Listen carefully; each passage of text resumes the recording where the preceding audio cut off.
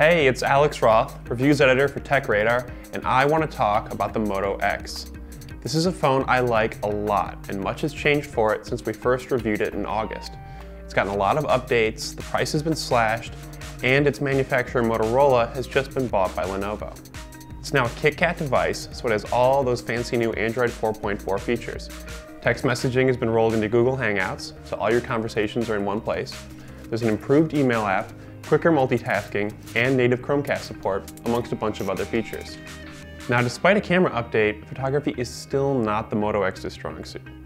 You now have manual control over focus and exposure, but even with tweaking, I took a lot of blown out and underexposed pictures.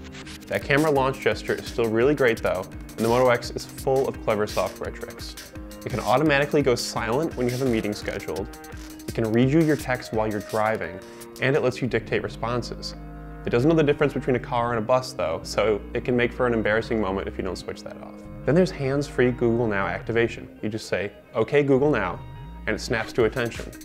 Of course, every KitKat phone does this, but the Moto X is the only one that can be trained to a specific voice. The Moto X bucks the Android flagship trend by being a reasonable size.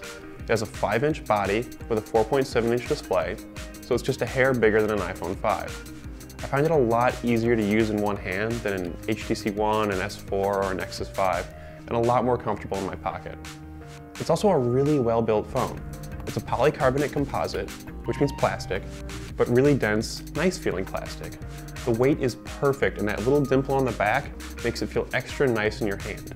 Trust me, it really does. Battery life is where the Moto X truly shines. For me, most phones are at 20% when I get home. The Moto X is usually around 40. It's the only phone I use that doesn't need a trip to the charger to fix that 230 feeling. That's because it's a dual core, not a quad core, but you need to bust out the benchmarks or high-end games to notice a difference.